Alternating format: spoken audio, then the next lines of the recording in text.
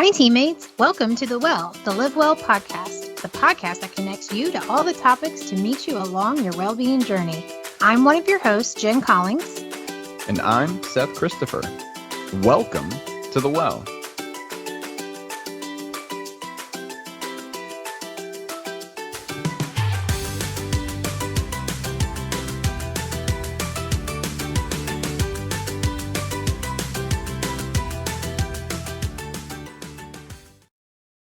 Hey, everybody. Welcome to the Well. We are into August, and we have a pretty neat show today, Seth. We do. We are really ready to hit teammates where it matters most. I see what you did there. Our topic today, we're going to talk about a HIIT workout. What does HIIT stand for? So HIIT, by definition, is high intensity interval training. And so we're going to spend a lot of time getting into that. Teammates, you've got lots of questions, we're sure. Hopefully, by the end of this show, you'll have most of those, if not all of those questions answered. All right. This is going to be exciting today. Why don't we go ahead and hit it? All right. Let's get started with some fast facts. Fast fact. Teammates, you probably feel like you don't have enough time to exercise, right? Well, according to the CDC and other bodies of research, lack of time is one of the most common barriers keeping people from exercising regularly. Fast fact, every little bit counts, and in some cases, a little bit can go a long way.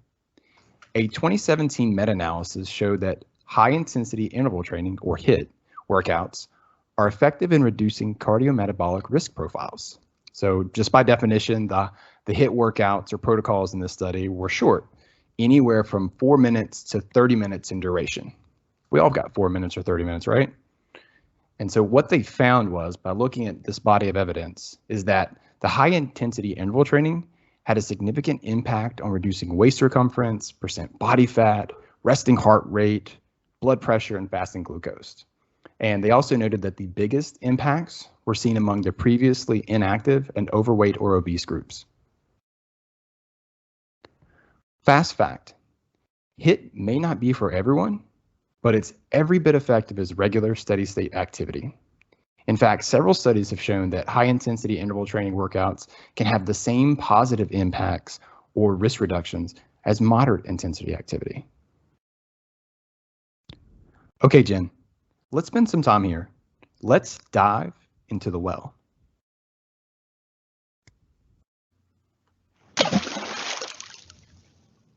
So Seth, your facts were great. I have lots to unpack. There's a whole lot here that we need to unpack. You said a lot of words we actually haven't said before, things like steady state and cardiometabolic risk profiles. So hopefully, let's take a minute and let's talk about what is a HIIT workout.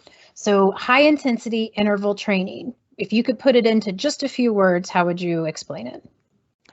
Essentially, it's a short burst of intense exercise alternated with low intensity recovery periods. So working real hard for a short period of time, followed by a short period of rest, and to a point where you have a much higher heart rate for those few seconds than you might during a 20-minute run or swim or cycle or walk. And that 20-minute run walk cycle that you just said, that would be what we would call steady state. And here, this is kind of like old school circuit training. So you remember the gyms, the Ladies Workout Express, and those, they kind of built on this HIIT before it was a thing. So we're talking about 20 seconds, 30 seconds of high intensity. So knees up to your chest, going for a sprint, doing plyometrics, jumping, something like that. And then you take a rest. That's right. Work hard, play hard. High intensity interval training at its core is really about intense activity for a short period of time, because we know that in most cases, individuals are unable to sustain high intensity of output over a duration of time. So all we do is we shorten the time or duration of activity, and within that 20 seconds, we're maximizing the heart rate response. What I think connects the dots great, and what I love that you said, was anywhere from 4 minutes to 30 minutes. So we're talking about very short duration here, 4 minutes, but that this type of exercise really had big impacts among those individuals that were inactive and overweight. So if you put those two concepts together, a lot of times we see a barrier with people who are not active and or already overweight. They feel like they can't do 20, 30, 40 minutes at one time, and they feel disheartened to even get started. So this breaks that barrier down for people. I think so. I mean, given that there's a high exertion level that's required for this to be considered high intensity interval training, the time component's so low. And if we're saying that in general, I don't have time to exercise, I don't have time to do this. Seth, Jen, you guys always talk about this 150 minutes. That's a lot of time. Well, I think what we're proposing now is there are some alternatives, and as little as 4 to 30 minutes per session, you still can reap the benefits of some of the additional activities we discussed that are more steady state, like jogging, running, cycling. And those benefits include burning calories while you're exercising, but then there's something really dynamic about HIIT exercise where you actually burn calories after you're done. So it helps to make the body more efficient, and you continue burning those calories after you're done. Additionally, it can increase your metabolism, which is another way of saying what I just said. But then also you can increase muscle and muscle tone. So we may not get real bulky with this type of exercise, but we will definitely over time increase tone, which also helps the body to burn more fat. And interesting to note, in the meta-analysis that I cited from 2017, they cited the risk factors went down for those that were inactive, overweight, or obese. They did say that for those that are normal weight and normal activity, they still had some positive responses, maybe not the level of cardiometabolic rate, but what they noticed was that weight essentially was constant, but body fat percent changed where it decreased. And so to your point, what they were generalizing was that, individuals who were already pretty active and starting a program with HIIT interval training, essentially they were gaining a little bit of muscle mass that offset the weight component, but they were losing body fat percent, which we know ultimately increases or decreases their risk down the road. Exactly. And we could talk about this actually in a future podcast perhaps, but so many times teammates, clients, people come and say, I got to lose weight. But really, it may not be that weight, quote, quote, it may be body fat percent, right? Because we know that body fat percent is a better indicator of disease risk than actual weight on the scale. So your weight, while somewhat arbitrary, really getting down to that increased muscle mass, decreased body fat percentage is what we're looking at. And this is a way to do that. But I think also what's so great about HIIT is you don't have to do it all at one time. So this is a piece of a larger puzzle. We've talked in previous podcasts about how to put together your physical activity plan. And if you're an individual who's like, if I walk 1 more mile in the week, I'm just going to scream, this is a great way to shake things up. And we're talking about maybe you do jump squats for 20 seconds, then you take a breath and you take a rest, and maybe your rest could be an active rest. So maybe do a little bit of bicep curls or something. And then you do burpees for 20 seconds and then you take a rest. And then maybe you do jumping jacks for another 20. There you go. And then you do that circuit, up till you hit your time, 4 minutes, whatever. So that's how we put this together. It's a smaller piece of a bigger puzzle, I think. Smaller piece of a bigger pie, so to speak. I like that. And teammates, if you're wondering what the heck is a jumping jack or burpee, I think we all kind of know at this point. Feel free to check us out. Check out the LiveWELL Fitness page. We've got a lot of Toned Up Tuesday videos to walk you through how to do those correctly, and some additional options for making it a little bit easier or making it more challenging. And we have a HIIT video actually on there. If you remember, we did one last year. I tried to put that out of my mind. We might have another one coming this year, so teammates can be on the lookout. Yeah, but at its core, I mean, as we think about this, and being that we're in healthcare and our teammates are all serving patients, and we have some providers that are listening to us here, the benefits that we note from HIIT, yes, there's a time variable that makes just it a lot easier, right? If I can say you can get 10 minutes of exercise today and you'll have the same benefits as say 20 minutes. In theory, that sounds great, but what we really note and what we really see is this decreased risk in the cardiometabolic profile, and ultimately increased functional capacity. So we're increasing our cardio output, so our heart's more efficient, more effective, and that in itself has been one of the biggest indicators for all-cause mortality. And so it's important to note that while we do see these decreases in body fat percent and the ease and convenience of being able to exercise in 10-minute durations versus 20, that's really important in helping us to establish a behavior, right? It's easy to do, it's easier to do, and I'm seeing the results. But ultimately, when we talk about the cardiometabolic risk factors and we think about, how it's playing with our heart and our cardiovascular system, the benefits of HIIT and steady state exercise in general are to improve cardiorespiratory fitness. And cardiorespiratory fitness long has been an indicator of all-cause mortality. And so the higher your cardiorespiratory fitness, as measured by VO2 max, the more likely you are to essentially live longer, have a longer quality of life. And so, regardless of whether you're starting a program, whether you're continuing a program, this could potentially be a nice alternative for you. It's not the end all be all, but it is a nice solution or a nice tool to put in your toolkit.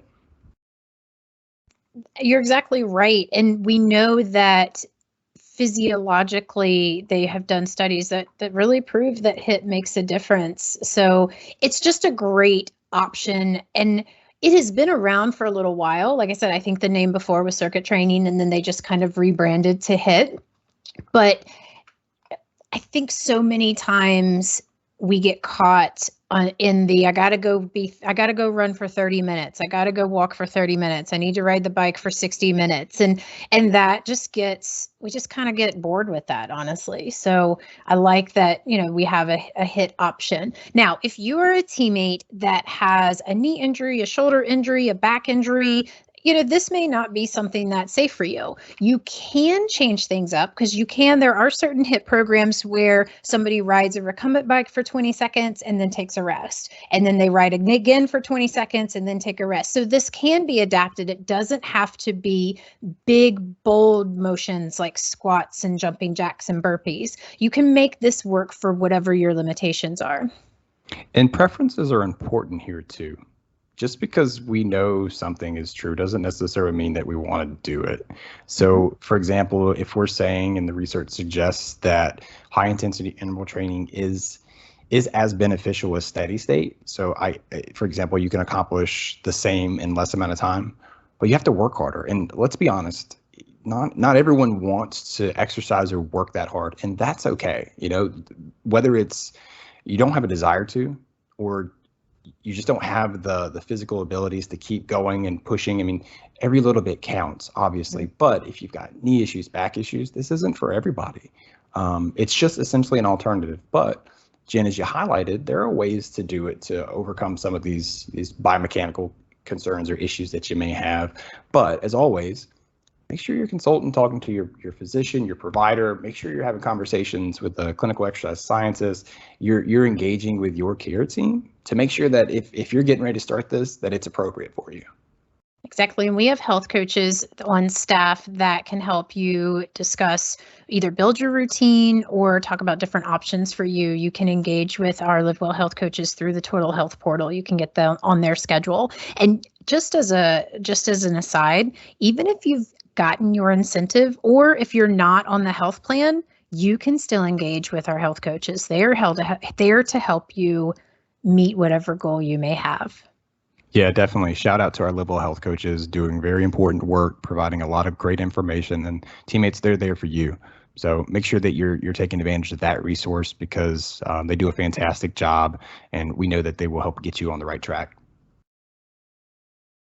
This has been a great, kind of different conversation that we've had today. It is a little bit different. I think both of us kind of nerd out when we get to go back to our old physiologist ways and kind of have some conversations around exercise. And it's all important. It's all a part of the process. And as you said, probably more articulately than I did, it's the piece of something bigger, and understanding how that 20 minutes, that 30 minutes will fit into your total week, and then being able to say, all right, this makes the most sense for me. I would love to hear from teammates who are doing this now. So if you're a teammate and you're getting some kind of HIIT workout, even while you're at work during a break, you're taking the stairs, or you're in the break room doing a little bit of jumping jacks, or you're doing this at home if you're one of our work from home teammates, would love to have an opportunity to just maybe have a picture of you or do a shout out on our LiveWELL Yammer page telling us how you are being active. Yeah, we definitely would love the feedback there, Jen. I've got one more question for you before we jump out of the well, so to speak. Okay. So as we think about it, and HIIT training, there's a lot of different protocols. You kind of alluded to it in today's conversation. There's also a lot of different exercise modalities. I mean, there's more popular CrossFit, high intensity resistance training. Do all of these use a similar concept to what we've talked about here today? They actually do. You're exactly right. They're just a little different tweaks of kind of the same puzzle. So they all use some sort of elevated heart rate, some sort of resistive training, and then time associated with that. So, but like you said just a second ago, it's all individual. It's what you like and finding the right activity for you. I have friends who are diehard CrossFitters. CrossFit's not something I'm ever going to be able to do. So that's not for me. But there are alternatives that we can also talk about as we do some future podcasts here. Absolutely. I think we'll definitely want to dive into the importance of rest and recovery and how that relates to prevention of injury. And I think that's something that teammates really find valuable. So let's put that one down. What do you say? I like teammates? that. Yeah.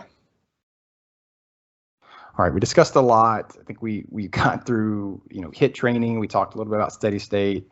Jen, why don't you just take a second and break down some of the core tenets of today's conversations? What exactly did we learn? Well, we learned a lot. Like you said, there are many barriers to exercise, and we know that people are just not active enough. But sometimes time or perceived time is one of the main barriers. We have the possible fix through HIIT training, high intensity interval training. This type of exercise combines short bursts of intense exercises alternated with low intensity recovery periods. And as we discussed, any little bit helps. So anywhere from 4 minutes to 30 minutes. And I just want to take a minute. If you're new to HIIT training, and you're newer to exercise, you may be able to only do 4 minutes, and that's okay, because 30 minutes of HIIT is a long time. Mm-hmm. So you have to be really pretty cardiovascular fit to hit that. So also, HIIT could have a positive impact on reducing waist circumference, body fat percentage, your resting heart rate, your blood pressure, and your fasting glucose. And really, it seems to me this is a great option to add to your overall physical activity routine. I agree. Definitely a great option. Doesn't necessarily mean it's the only option.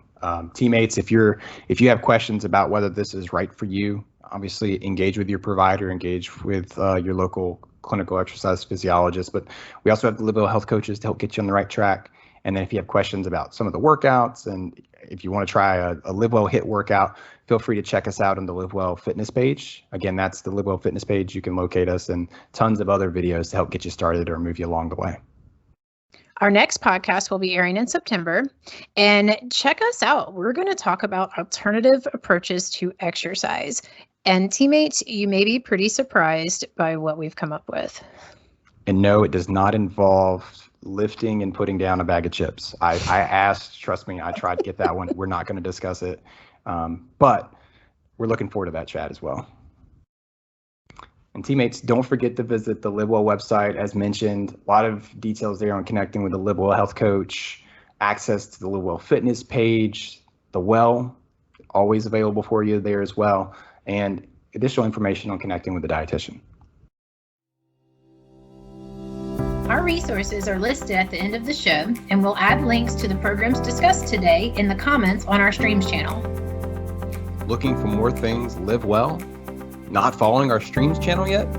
Search the well on streams in Office 365 or find us on the LiveWELL website to access all our content. Thanks for listening to The Well today. Stay safe and live well.